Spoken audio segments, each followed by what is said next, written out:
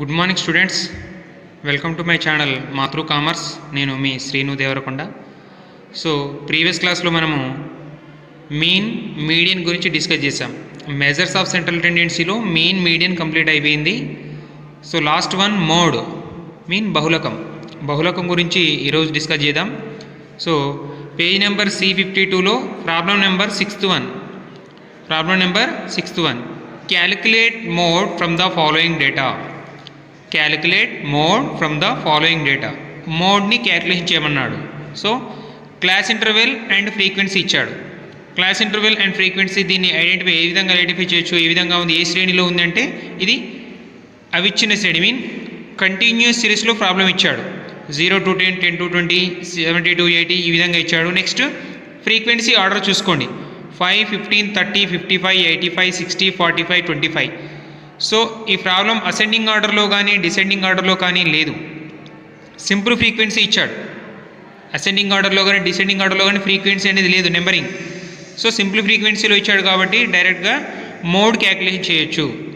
ఓకేనా? దీన్ని simple frequency convert చేయాల్సిన అవసరం అనేది లేదు. ఓకే, ప్రాబ్లంలోకి వెళ్దాం. సో ప్రాబ్లం మనకు ఈ విధంగా ఇచ్చాడు, క్లాస్ అండ్ ఫ్రీక్వెన్సీ. సో ఏం క్యాలిక్యులేషన్ చేయాలి? మోడ్ని క్యాలిక్యులేషన్ చేయాలి, బహుళకాన్ని క్యాలిక్యులేషన్ చేయాలి. సో మోడ్ ఇది విచ్ సిరీస్? కంటిన్యూస్ సిరీస్లో ఉంది. కాబట్టి కంటిన్యూస్ సిరీస్ ఫామ్లో ఏముంది? Mode Z is equal L1 plus F1 minus F0 by 2F1 minus F0 minus F2 into I. So ప్రాబ్లంలో ఫార్ములా ఈ విధంగా ఉంది. సో మనకు మోడల్ వాల్యూ ఏ విధంగా క్యాలిక్యులేషన్ చేయాలి? సో ఫ్రీక్వెన్సీలో హైయెస్ట్ వాల్యూ ఏముంది ఇక్కడ మనకు? 85. ఫ్రీక్వెన్సీలో హైయెస్ట్ వాల్యూ ఉంది కాబట్టి, సో ఫ్రీక్వెన్సీలో హైయెస్ట్ వాల్యూ 85 ఉంది కాబట్టి మనకు మోడల్ క్లాస్ వచ్చేసి మనకు 40 to 50. అంటే ఫ్రీక్వెన్సీలో అత్యధిక విలువ 85 కావున దానికి ఎదురుగా ఉన్న తరగతి అంతరం ఏదైతే ఉందో అది బహుళకం తరగతి అవుతుంది. ఓకే, సో ఫ్రీక్వెన్సీలో అత్యధిక విలువ 85 ఉంది కావున దానికి ఎదురుగా ఉన్న తరగతి ఏదైతే ఉందో దాన్ని మనకు మోడల్ క్లాస్గా చెప్పవచ్చు. సో మోడల్ క్లాస్ ఏ విధంగా ఐడెంటిఫై చేయొచ్చు అంటే ఫ్రీక్వెన్సీలో హైయెస్ట్ వాల్యూ 85 ఉంది. ఇది చాలా గమనించాలి మీరు. ఫ్రీక్వెన్సీలో హైయెస్ట్ వాల్యూ ఏదైతే ఉందో దానికి ఆపోజిట్గా ఉన్న క్లాస్ ఇంటర్వెల్ మోడల్ క్లాస్గా ఐడెంటిఫై చేయాలి.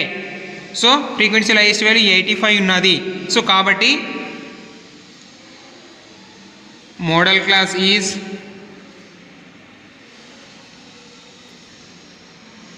40 to 50.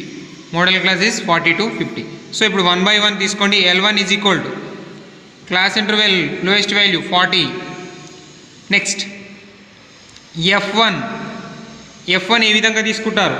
So F1 modal class ఎంత ఉంది ఇప్పుడు? 40 to 50. 40 to 50కి ఆపోజిట్గా ఉన్న వాల్యూ ఏదైతే ఉందో అది మనకు F1 ఎంత ఉంది ఇప్పుడు? 85.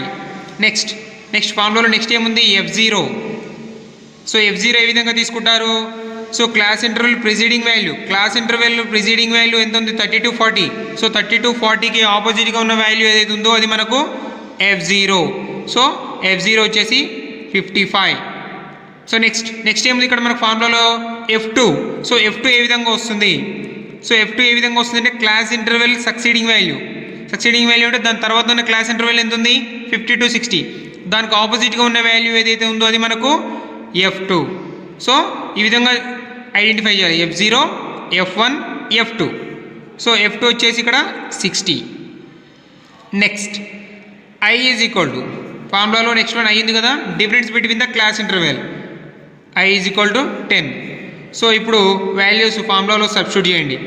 40 plus F1 85, F0 55 by 2 into F1 2 into 85 minus 55 minus 60 into 10.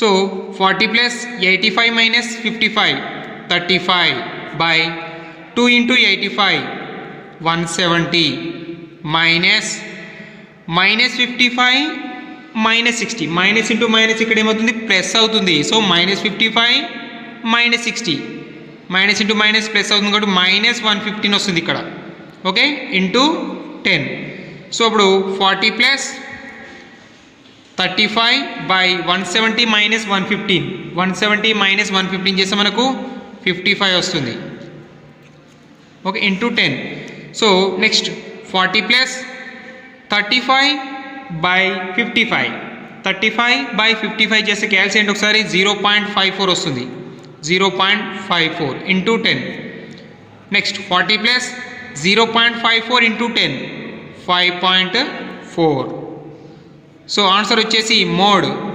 45.4